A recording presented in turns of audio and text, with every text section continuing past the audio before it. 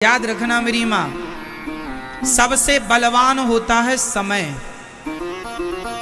पुरुष बली नहीं होते है, समय होत बलवान। भीलन गोपी लूट लई, वही अर्जुन वही बाण। सबसे बलवान कौन है मेरी माँ? जोर से क्या? समय। जरूरी नहीं है कि जो समय आज आपका है वही समय कल भी आपका हो। क्या आवश्यक है मैया जी? भैया, क्या ये जरूरी है कि जैसा आज आपका समय है ऐसा कल भी हो?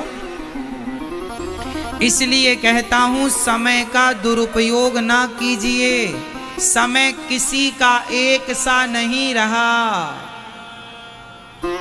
समय सदा किसी का एक सा नहीं रहा।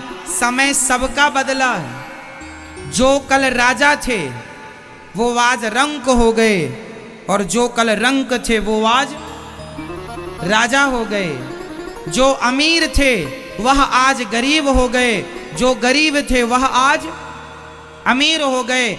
ऐसा आपकी नजर में कितने केस होंगे? मेरी नजर में बहुत लोग हैं जो पहले कुछ और थे, जिनका पहले डंका बजता था।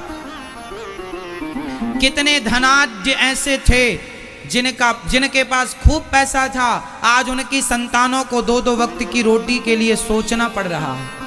और ऐसे कितने लोग थे जो एक टाइम खा के सोया करते थे, आज उनके घर में राजसी भोग बन रहे हैं 56 प्रकार के।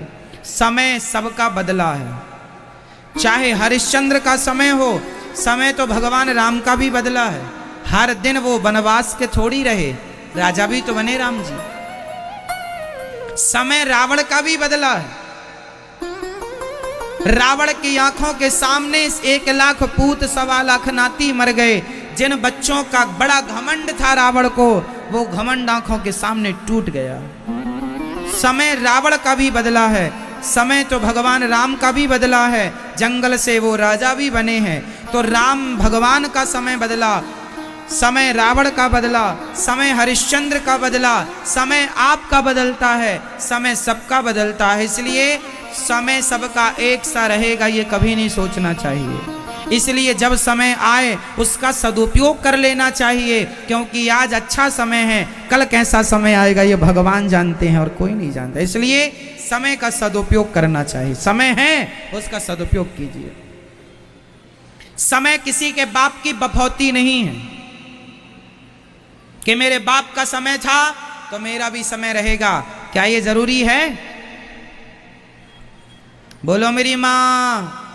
इसलिए समय किसी के बाप की बफौती, समय तो समय है। समय समय पर होता है समय समय की बात। राम जन्म का दिन बड़ा और कृष्ण जन्म की रात। समय समय पर होता है समय समय की बात। समय है। एक समय वो था जब आप 8 रोटियां खा लेते थे। एक समय वो था जब आप 5 किलोमीटर तक कंटिन्यू दौड़ते थे फिर भी थकते नहीं थे। एक समय वो था जो आप दिन भर काम करते थे, थकते नहीं थे। आज एक समय ये है 4 सीढ़ियां चढ़ लो तो आपको सांस भरने लग जाती है। वो भी आपका समय था और ये भी। बोलो हाँ। समय है। समय ने आपको जवान बनाया, समय ने आपको बूढ़ा बनाया, समय ने आपको बीमार बनाया, समय ने आपको स्वस्थ बनाया। क्यों? ये समय तो है। एक समय था कि आप लोगों के बाल काले थे। एक समय यह है कि आपकी मूछें भी सफेद हो गई हैं। किसने किया? आपकी मूछें सफेद किसने कर दी? दादाजी, आपकी मूछें सफेद किसने की? पड़ोसी ने? हाँ, किसने की? समय ने। समय ने मूछें सफेद कर दी। समय ने दांत गिरा दिए। समय ने घुटनों में दर्द प्रकट कर दिया। समय ने आज ये स्थिति कर दी कि आज आदमी बिस्तर से अपने से उठ नहीं पाता। जो आदमी दौड़ दौड़ के सारा काम करता था, आज उसे बिस्तर से उठने के लिए 1 लोगों की, 2 लोगों की, 4 लोगों की जरूरत है। क्या संसार में ऐसे लोग नहीं हैं? समय ऐसा आता है लोगों का अपने हाथ से खा नहीं पाते, उनको खिलाना पड़ता है। ये समय ही तो है। बोलो हाँ या ना? समय कब कैसा हो जाए, किसका हो जाए, कोई नहीं जानता। इसलिए जो समय ईश्वर ने दिया है उस समय को भगवान के चिंतन में खर्च करना चाहिए, भगवान में लगाना चाहिए। समय व्यर्थ नहीं गंवाना चाहिए। एक राजा था, ये दुनिया की एक सांसारिक बात मैं आपको सुना रहा हूं, शायद कुछ समझ में आवे, समझिएगा। एक राजा थे, उनकी बड़ी सुंदर रानी थी। रानी राजा बहुत अच्छे से रहते, राजा बड़ा प्यार करते थे रानी, क्योंकि रानी बहुत सुंदर थी। सुंदर थी रानी, इसलिए राजा बड़ा पास में था, बड़ा प्यार। बहुत समय बीतने के बाद अचानक रानी को पता नहीं क्या हो गया, रानी को एक रोग हो गया। वो सफेद दाग हो जाते हैं ना, सफेद दागों वाला रोग रानी को हो गया। रानी के शरीर में सफेद सफेद दाग होने लगे। जब दाग होने लगे तो उनकी सुंदरता ढलने लगी, जरा कम होने लगी। तो राजा का अटैचमेंट उस रानी से कम होने लगा। अब राजा अपनी दूसरी रानियों के संग ज्यादा रहने लग गए, उससे जिससे सबसे ज्यादा प्यार करते थे। अब राजा उससे दूर होने लग गए और वो रानी उदास होने लगी कि मेरे शरीर में इतना ये निशान, अच्छा केवल निशान नहीं आए, शरीर में फोड़े होने लगे और वो पक करके मावाद गिरने लगी, शरीर से दुर्गंध सी आने लगी। अब तो उसके पास कोई नहीं जाता, राजा तो देखता भी नहीं है। अब रानी को बड़ी गिलानी हुई कि राजा मेरी तरफ देखते भी नहीं और मेरा शरीर व्यर्थ हो गया। अब एक काम करती हूँ, मैं आत्महत्या कर लेती हूँ। तो रानी आत्महत्या करने चली, अपना राजमहल छोड़कर, अपना राजद्वार। अब तो उसकी तरफ कोई देखता नहीं था, कहाँ जा रही है, कोई फर्क नहीं पड़ता किसी को, क्योंकि वो पहले सुंदर थी, अब तो सुंदर नहीं है। चल पड़ी, महलों से निकल पड़ी और जंगल में जा कर के वो आत्महत्या, एक बड़ा सा कुंड था उसमें कूद कर मरना ही चाहती थी कि वहां पर एक संत जी बैठे थे। संत जी ने कहा, देवी कौन हो? पूरा पता बताया, महाराज मैं फलानी की रानी हूं, मैं आज ये स्थिति है कि मैं, ये देखिए शरीर में क्या हो गया है। राजा अब मुझे देखते भी नहीं, जब तक शरीर में सुंदरता थी। एक बात बताएं, ये लोग आपको तब तक पसंद करते हैं जब तक आप में कुछ है। आप में कुछ नहीं है तो आपको कौन देखेगा? आपके पास पैसा हो तो लोग आपको देखेंगे, आप में शरीर में ताकत हो तो लोग आपको देखेंगे, आप में सुंदरता हो तो लोग आपको देखेंगे। कुछ भी नहीं है तो कौन देखने वाला है?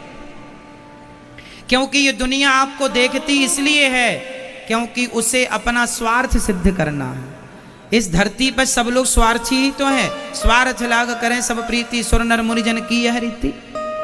रानी बोली मर जाऊंगी, संत बोले मत मर, मैं तुझे ठीक कर सकता हूं, पर एक वचन देना पड़ेगा। रानी बोली बिल्कुल मैं आपकी बात मानूंगी, आप मुझे स्वस्थ कर दीजिए, मैं आपको वचन देती हूं जो आप कहेंगे मैं वो करूंगी। संत जी ने कहा मैं तुझे स्वस्थ कर दूंगा, पर वचन ये दे कि अब जो तेरा शरीर है, बचा हुआ तेरा समय है, पूरा समय अपने शरीर से केवल भगवान का चिंतन करेगी, केवल तू रघुनाथ जी का ध्यान करेगी, केवल राम का ध्यान करेगी, केवल भगवान के चिंतन में अपना शरीर लगाएगी। यदि तू मुझे ये वचन देती है तो मैं तुझे स्वस्थ कर दूंगा। बचा हुआ समय तू भगवान के हवाले करेगी। उसने कहा मैं आपको वचन देती हूं, आप मुझे। संत जी ने कहा जिस कुंड में तू कूदना चाहती थी उसी कुंड में स्नान कर ले, तू स्वस्थ हो जाएगी। वो गई, स्नान की, बिल्कुल सुंदर, पहले से जवानी में जितनी सुंदर थी उससे भी ज्यादा सुंदर होके संत प्रभाव से निकल के बाहर आ गई। ये बिल्कुल सत्य घटना है, सत्य घटना है। निकल कर बाहर आई, बड़ी सुंदर हो गई। कहने लगी महाराज अब मुझे अपने चरणों में ही रख लो, मैं यहीं आपकी सेवा करूंगी, आपके संग भजन करूंगी। संत जी ने कहा तू अपने राज्य में जा और वहां रह के भजन करना, पर भगवान को ना भूलना। चली वापस, जब वो घर गई तो उसके पति राजा ने देखा, वाह तो बड़ी सुंदर। राजा फिर फुदक के वापस आ गया, बड़ी सुंदर हो गई हो, कहाँ गई थी, ये कहाँ से मिल गया शरीर इतना सुंदर तुम्हें।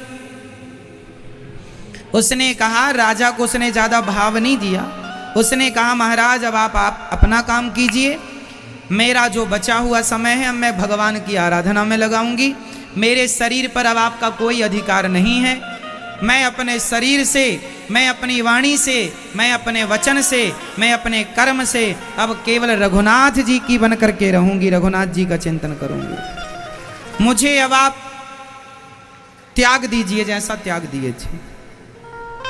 राजा दूर हट गए, वो अपना महलों में रह के भजन करती है और उसने अपनी बची हुई सांसें भगवान के हवाले की।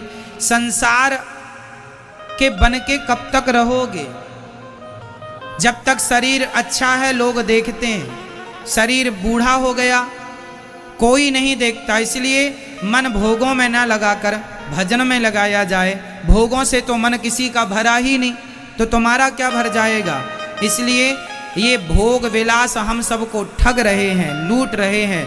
मत लूटो, मत अपने आप को, अपना समय जाने दो। समय भगवान के चरणों में समर्पित करो। बचा हुआ समय है ना, कितना खुश करोगे अब संसार के लोगों को। ये कभी खुश हुए हैं? कौन खुश हुआ है बताओ। सिर काट के रख दो आप संसार के लिए, फिर भी ये लोग खुश नहीं हो सकते। पत्नी पति को कितना भी खुश करे, पति पत्नी को कितना भी खुश करे, पर फिर भी कोई ना कोई कमी रह ही जाती है किसी ना किसी से। और वो कमी आदमी सारी जिंदगी गिनाता है, तुम में ये कमी है, तुम में ये कमी है।